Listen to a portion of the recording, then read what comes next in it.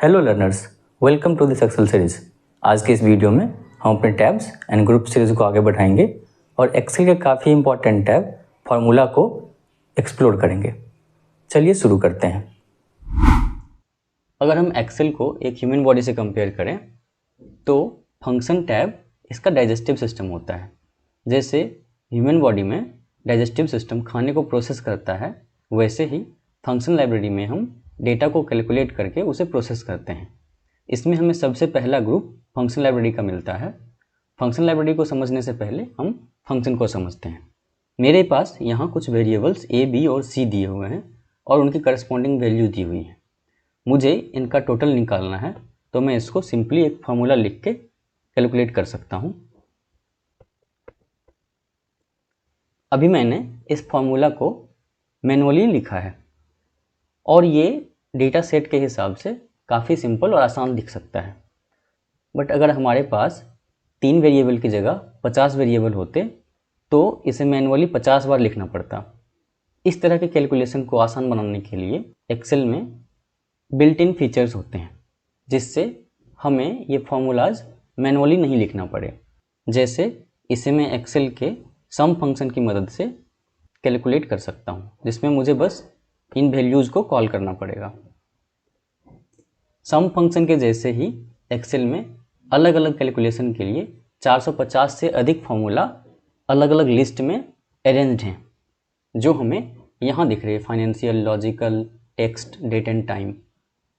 इस सीरीज़ में हम कुछ फार्मूलाज को कवर करेंगे, बट अगर आप चाहते हैं कि मैं सारे इंपॉर्टेंट फार्मूला को कवर करूं तो कमेंट करके बताएं। इंसर्ट फंक्शन इन सारे फार्मूलाज का सर्च इंजन है। हम यहाँ से किसी भी फार्मूला को सर्च कर सकते हैं। हमें अगर उन फार्मूलाज के नाम पता हैं तो हम सिंपली यहाँ टाइप करके सर्च कर सकते हैं, या फिर हम यहाँ से कैटेगरी में जाकर सर्च कर सकते हैं। ऑटो सम में हमें मैथ के बेसिक कैलकुलेशन जैसे सम, एवरेज, काउंट नंबर्स, मैक्सिमम और मिनिमम के फंक्शंस मिलते हैं। रिसेंटली यूज्ड में हमारे द्वारा यूज की हुई लास्ट 10 फंक्शंस दिखती हैं। फाइनेंशियल कैटेगरी में फाइनेंस रिलेटेड कैलकुलेशन के लिए फंक्शंस मिलते हैं, जैसे लोन का ईएमआई निकालना, अपने इन्वेस्टमेंट का फ्यूचर वैल्यू कैलकुलेट करना। यहाँ मेरे पास एक लोन अमाउंट है जो 10% एनुअल इंटरेस्ट रेट पर लिया गया है। अभी मुझे ये देखना है कि अगर मैं इसे 1 साल में, 3 साल में, 5, 10 और 15 साल में चुकाता हूँ तो मुझे मंथली ईएमआई कितनी देनी होगी। इसके लिए हम यहाँ फंक्शन लाइब्रेरी के पीएमटी फंक्शन का यूज़ करेंगे। यहाँ रेट हमारा 10% है। ये रेट एनुअल है, इसलिए मैं इसे 12 से डिवाइड कर मंथली रेट में कन्वर्ट करूँगा। मेरा ड्यूरेशन यहाँ 1 साल है, यह भी ईयर में है और इसे मैं मंथ में कन्वर्ट करूँगा। प्रेजेंट वैल्यू 5 लाख है। 1 साल के अंत में मैं लोन पूरा चुकाना चाहता हूँ, तो इसलिए यहाँ फ्यूचर वैल्यू में 0 रखूँगा और ये हमारी ईएमआई निकल के आ गई। फाइनेंशियल कैटेगरी में आपको present value, future value, rate जैसे और भी फंक्शंस मिल जाते हैं। जब हमें क्राइटेरिया के आधार पर रिजल्ट चाहिए तो हम लॉजिकल कैटेगरी के फंक्शंस का यूज़ करते हैं। जैसे मेरे पास कुछ स्टूडेंट्स के रिजल्ट हैं और मुझे यह देखना है कि किन किन स्टूडेंट्स को डिस्टिंक्शन मिला है। यहाँ मैं डिस्टिंक्शन 80 मार्क्स को कंसिडर कर रहा हूँ। इसके लिए मैं लॉजिकल कैटेगरी के इफ फंक्शन का यूज़ करूँगा। लॉजिकल टेस्ट में मैं टोटल स्कोर पर लॉजिक अप्लाई करूँगा कि क्या वो 80 से बड़ा या बराबर है। अगर ये सही हो तो मुझे चाहिए यस, और अगर ये सही नहीं हो तो मुझे नो चाहिए। इसे ड्रैग करते ही मुझे दिख रहा है कौन कौन से स्टूडेंट्स को डिस्टिंक्शन मिला है। लॉजिकल कैटेगरी में हमें और भी लॉजिकल फंक्शंस जैसे एंड, और, इफ़, ट्रू मिलते हैं। टेक्स्ट कैटेगरी के फंक्शन की मदद से हम टेक्स्ट डेटा को ऑर्गेनाइज और मैनिपुलेट कर सकते हैं। जैसे यहाँ स्टूडेंट्स के नाम इनकंसिस्टेंट फॉर्मेट में हैं। जैसे अंजलि सिंह में ए कैपिटल है और सेकेंड नेम का एस स्मॉल है, वैसे ही रोहित पूरा स्मॉल लेटर में लिखा गया है। तो अब मैं ये चाहता हूँ कि मुझे ये नाम प्रॉपर तरीके से दिखे, जिसमें फर्स्ट नेम और लास्ट नेम का पहला लेटर कैपिटल हो और बाकी लेटर्स स्मॉल हो। तो इसके लिए मैं एक कॉलम बना लेता हूँ और यहाँ मैं टेक्स्ट कैटेगरी के प्रॉपर फंक्शन का यूज़ करूँगा। सिंपली इसमें टेक्स्ट को सेलेक्ट करूँगा और ये नाम प्रॉपर तरीके से दिख रहा है। इसको ड्रैग करते ही सारे नाम प्रॉपर फॉर्मेट में आ जाएंगे। टेक्स्ट कैटेगरी में हमें left, right, trim, text join जैसे और भी फंक्शंस मिल जाते हैं। डेट एंड टाइम कैटेगरी की हेल्प से हम डेट और टाइम इन्फॉर्मेशन को ऑर्गेनाइज और मैनिपुलेट कर सकते हैं। जैसे यहाँ हमारे पास कुछ नए एम्प्लॉयज़ का डेटा है जिन्होंने हमें जुलाई के अलग अलग डेट में ज्वाइन किया है। मंथ एंड पर मुझे इनकी सैलरी कैलकुलेट करनी है, जिसके लिए मुझे इनका नेट वर्किंग डे जानना ज़रूरी होगा।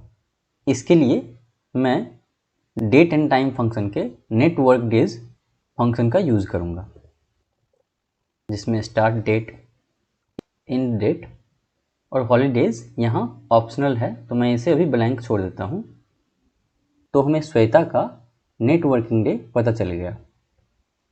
यहाँ ये 21 दिख रहा है क्योंकि net work days function by default weekends में सैटरडे और संडे को काउंट करता है और उसे रिमूव कर देता है। इसके अलावा फंक्शन लाइब्रेरी में lookup and reference, maths and trigonometry जैसे और भी कैटेगरीज होती हैं जिन्हें हम डिटेल में आगे कवर करेंगे। जब हम एक लार्ज डेटा सेट के साथ काम करते हैं जो कई वर्कशीट में हो और उसमें कोई स्पेसिफिक डेटा या रेंज हमें बार बार यूज़ करना हो, तो हम डिफाइन नेम्स ग्रुप से इस काम को काफ़ी आसान बना सकते हैं। डिफाइन नेम टूल से हम किसी सेल या रेंज को कोई नाम देकर उसे डिफाइन कर सकते हैं। जैसे मैं यहाँ जनवरी महीने में अलग अलग कैटेगरीज में हुए खर्च को जनवरी एक्सपेंस नाम से डिफाइन कर रहा हूँ। मैं इस नेम को पूरे वर्कबुक में यूज़ कर सकूँ, तो इसके लिए मैं स्कोप में वर्कबुक रहने देता हूँ। कमेंट में मैं जनवरी एक्सपेंस डाल देता हूँ ताकि मैं बाद में इसे रिकॉल कर पाऊँ। अब मुझे जहाँ भी जनवरी महीने में हुए अलग अलग कैटेगरीज के खर्च को यूज़ करना है, मैं उसे कॉल कर सकता हूँ। जैसे मैं यहाँ जनवरी महीने का टोटल एक्सपेंस निकाल रहा हूँ। इसके लिए मैं यहाँ सम फंक्शन में जनवरी एक्सपेंस को कॉल करूँगा और ये कैलकुलेट हो जाएगा। क्रिएट फ्रॉम सिलेक्शन की मदद से हम किसी सेलेक्टेड रेंज के कॉलम या रो हेडर के नाम से डिफाइन कर सकते हैं। जैसे मैं यहाँ अलग अलग कैटेगरीज के मंथली एक्सपेंस को एक नाम से डिफाइन करना चाहता हूँ। जैसे जनवरी, फरवरी, मार्च में सैलरीज में हुए खर्च को सैलरीज नाम से, और ऐसे ही यूटिलिटीज़ और मिसलेनियस नाम से डिफाइन करना चाहता हूँ। तो इसके लिए सिंपली इस रेंज को सेलेक्ट करके क्रिएट फ्रॉम सिलेक्शन में जाकर टॉप रो को चेक करूँगा और ओके करते ही सारे नाम डिफाइन हो गए। इससे मुझे बार बार नाम को डिफाइन करने के लिए उसे लिखना नहीं पड़ा और एक साथ सारे नाम डिफाइन हो गए, जिसे आप यहाँ नेम मैनेजर में देख सकते हैं, उसे एडिट या डिलीट कर सकते हैं। इसको दिखाने के लिए मैं यहाँ सिंपली रेंट वाले खर्च को टोटल कर रहा हूँ। ये 45,000 आया। अब मैं रेंज नेम का यूज़ करूँगा जो मैंने अभी दिया है, इक्वल्स टू सम, इसमें रेंट, और ये सिंपली कैलकुलेट हो गया। यहाँ देख रहे हैं दोनों बराबर है। सेल या रेंज को आप सिंपली नेम बॉक्स से भी डिफाइन कर सकते हैं। अभी मैं यहाँ टेस्ट टाइप करूँगा तो ऑटोमेटिकली डिफाइन रेंज पर लेके चला जाएगा। वैसे ही रेंट टाइप करूँगा तो रेंट वाले सिलेक्शन पर, सैलरीज टाइप करूँगा तो सैलरीज वाले सिलेक्शन पर लेके चला जाएगा। अब मान लीजिए आपने बहुत सारे नाम डिफाइन कर दिए और आपको वो नाम याद नहीं है, तो आप सिंपली यूजिंग फार्मूला की मदद से उसे फार्मूला में यूज़ कर सकते हैं। फार्मूला ऑडिटिंग ग्रुप हमें फार्मूला के एरर को ट्रैक और करेक्ट करने में मदद करता है। यह तब काफ़ी यूजफुल होता है जब हमें बड़े बड़े कॉम्प्लेक्स फार्मूला में एरर को ट्रैक और करेक्ट करना होता है। ट्रेस प्रेसिडेंस से हम सेलेक्टेड सेल को अफेक्ट करने वाले सेल्स को ट्रेस कर सकते हैं। ट्रेस डिपेंडेंट से हम सेलेक्टेड सेल से अफेक्ट होने वाले सेल्स को ट्रेस कर सकते हैं। जैसे मैंने B4 सेल को सेलेक्ट किया हुआ है और जैसे ट्रेस डिपेंडेंस पे क्लिक करूँगा तो इससे अफेक्ट होने वाले सेल्स ट्रेस हो जाएंगे। रिमूव एरोज से मैं इन एरोज को रिमूव कर सकता हूँ। इस सीट में मैंने कई सारे फार्मूला का यूज़ किया है। जैसे G2 में एक फंक्शन है, B5 और B6 में है। अगर मुझे सारे फार्मूला को देखना हो तो मुझे बारी बारी से उन सेल्स में जाकर यहाँ फार्मूला बार में देखना पड़ेगा, जो काफ़ी टाइम लेगा। इसको आसान बनाने के लिए एक्सेल में शो फार्मूला टूल होता है, जिसकी मदद से हम सीट के सारे फार्मूला को एक साथ उन सेल में ही देख सकते हैं। अभी मैं इसको क्लीन करके आपको एक दूसरा फार्मूला लिख के दिखा रहा हूँ।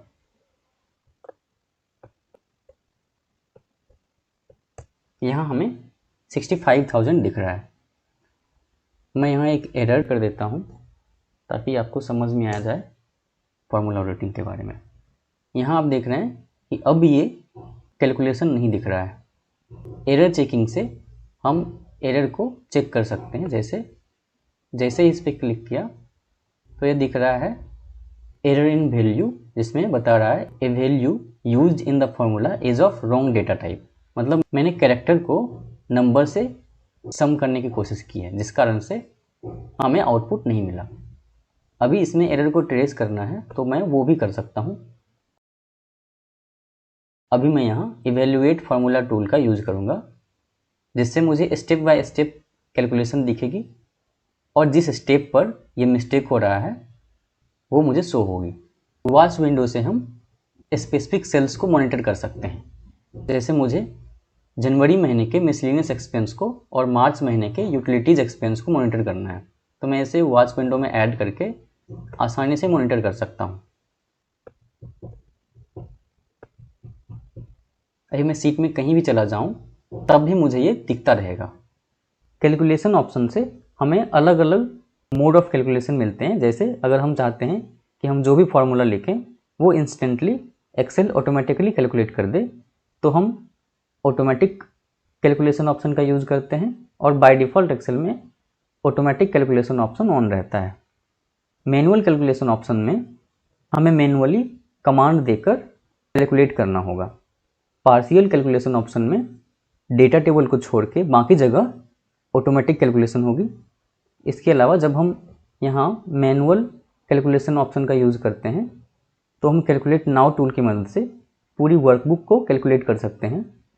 और अगर हम चाहते हैं कि सिर्फ इस सीट में कैलकुलेशन हो तो हम कैलकुलेट सीट टूल का यूज़ कर सकते हैं। अभी आप सोच रहे होंगे कि हम इसका यूज़ क्यों करेंगे। जब आप एक काफ़ी लार्ज डेटा सेट पे काम करते हैं तो जब ऑटोमेटिक कैलकुलेशन ऑन होती है तो ये आपके सिस्टम को काफ़ी स्लो कर देगा और एक्सेल में कैलकुलेशन में काफ़ी टाइम जाएगा, जिससे बचने के लिए मैनुअल या पार्शियल कैलकुलेशन ऑप्शन का यूज़ करते हैं। अगर आपने पहले कभी एक्सेल यूज़ नहीं किया है तो काफ़ी सारे टूल्स और उनको कैसे यूज़ करना है ये काफ़ी नए लग सकते हैं। इससे घबराना नहीं है। अभी बस आपको अलग अलग टूल्स के यूजेज पर फोकस करना है। अगले वीडियो में हम डेटा टैब को कवर करेंगे।